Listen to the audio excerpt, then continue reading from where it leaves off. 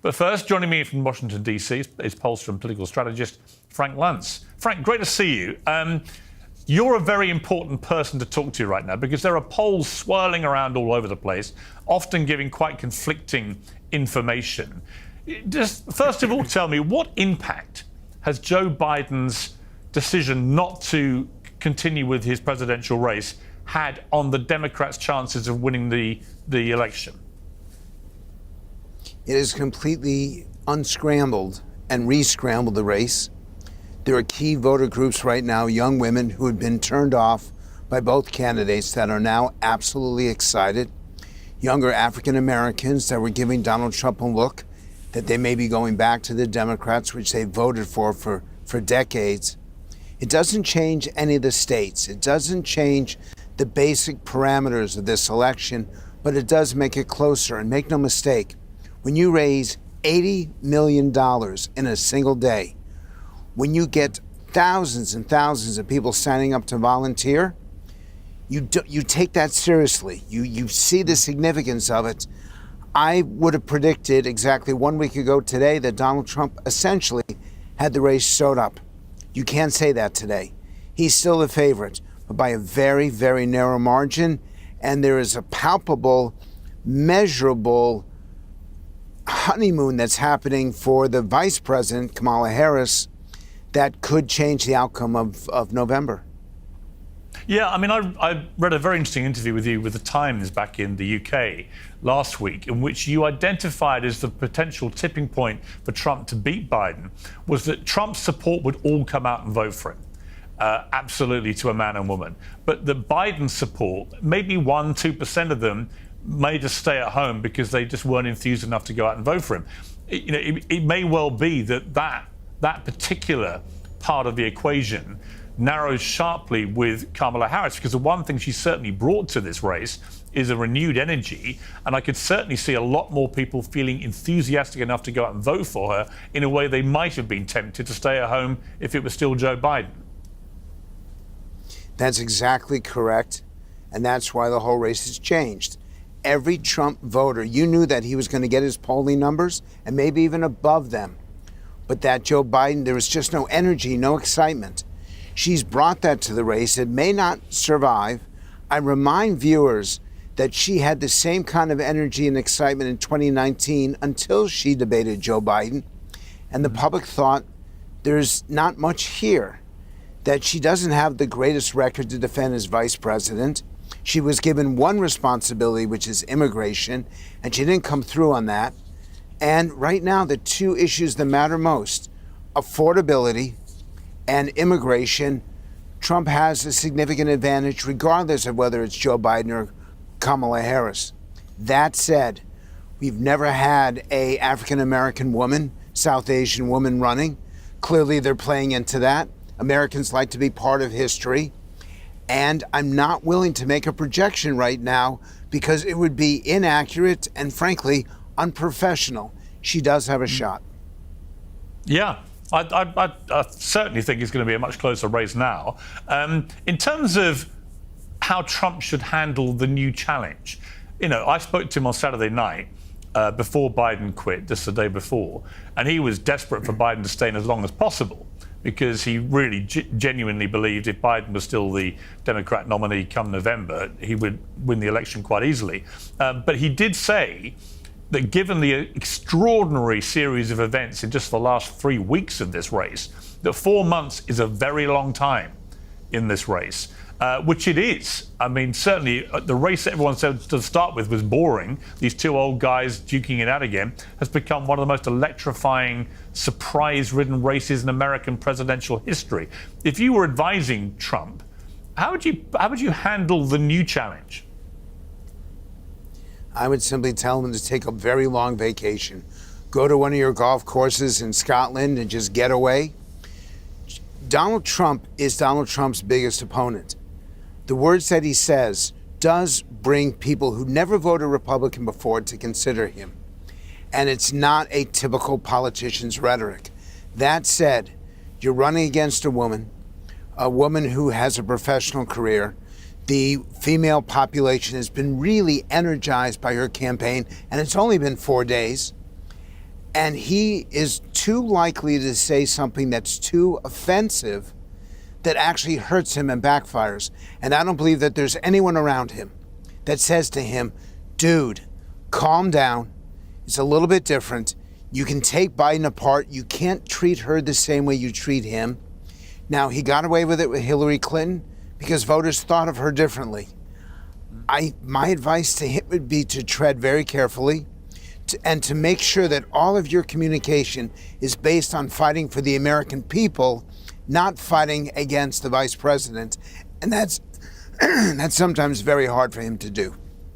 Yeah, I mean, it's interesting. There's a clip of him talking about whether he should stay nice in the race after the people saying after the shooting he suddenly became Mr. Nice Guy. And he said this. You know, I was supposed to be nice. They say something happened to me when I got shot. I became nice.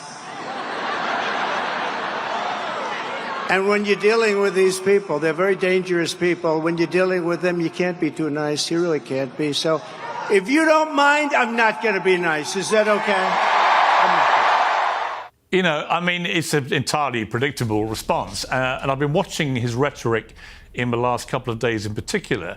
He's been actually pretty well on message in terms of going after Kamala Harris about a number of things from her record, which are pretty juicy bones for him to gnaw on. But he can't stop occasionally saying she's dumb as a rock and she's going to be the biggest lunatic ever seen in the White House and stuff. I think it's that kind of language which he just can't stop himself using, but which actually ultimately could be self-defeating, because she's going to come at him repeatedly with all sorts of ad hominem attacks from he's a sexual predator, he's a con man, he's a fake, he's this. We know all this. If he could somehow find it in himself to rise above that fray a little bit and stick purely to policy attacks, I think it would be more effective for him. You're right, but he can't. I saw the original 45-minute speech. I saw the text at the convention exactly 1 week ago. And it's amazing that it's only 1 week ago. And it was a really strong, very powerful. I've seen every convention speech since 1988. This truly was one of the best. But that's not the speech that he delivered. The fact is, the other 45 minutes that he ad-libbed, that he threw stuff in, hurt his credibility. Hurt the idea that he was a unifying candidate, and that's what he does every single day. He delivers some really powerful, effective attacks that voters shake their heads and say, yes, I agree with that. But they're always surrounded, they're always punctuated with some offense, some insult that causes people to recoil. If he doesn't figure out how to do this right, he could lose. And so the question then becomes, with what I would say to the president, sir, do you really want to win this, or do you want to lose two different races? It's up to him to decide what Donald Trump shows up at these rallies and at whatever debate they have. Does his decision to choose J.D. Vance as his running mate now look a good decision or not so good in light of the fact Joe Biden's no longer in the race? For a lot of people, it doesn't look as good. To me, and this is probably the most important part of this interview, there's a segment of the population that no one's talking about, and I don't know if it's because they don't see it. And I call them paycheck-to-paycheck voters. 24% of America, so it's significant, and it's in every state. People who literally have trouble making ends meet at the end of the week or end of the month. Traditionally, they vote Democrat by 2 to 1 or even more. Donald Trump has made that margin. He's up in the low 40s among these people. Republicans, if they get that vote, they never lose. And Trump is a way to speak to them. And J.D. Vance comes from that group. It's who he is. It's his background. So the question then becomes, who did the Democrats choose for the debate? J.D. Vance will not have a significant impact, because vice presidents never do. In fact, more often than not, they hurt the top of the ticket. The question is, do they choose Josh Shapiro, the governor of Pennsylvania, or Mark Kelly, the senator from Arizona? Probably the two best picks. How does he perform in that debate? That will decide whether or not he's successful. But the key component is he understands those people, those paycheck-to-paycheck voters, because he is one. And it seems to me, talking of debates, that the catalyst for all this mayhem in the last 3.5 weeks was, of course, the CNN debate, where Joe Biden became the emperor with no clothes in front of the American people. And it was very clear. Now, I remember watching that live, and I saw John King at CNN, who I used to work with over there. And I've never known him be quite so instantly scathing of something he'd just seen involving a Democrat president as he was that night. And I knew then it was basically over, just a question of time. But it does make, I think, the debate between Donald Trump and Kamala Harris on September the 10th potentially even more consequential and even more gigantic, doesn't it? I think you have a perfect analysis. I think you really know what's going on. And I know the show's being shot from New York, so clearly you're pulling in the zeitgeist of America in this conversation. He can't treat her the same way that he treated Biden. He will not be given that benefit. And in the end, the rules that Biden forced on him turned out to work in his favor because you couldn't hear his comments, the constant undercutting as Biden was speaking. I don't know if that debate's going to happen. I don't even believe that ABC knows that debate's going to happen. I think they may put it off.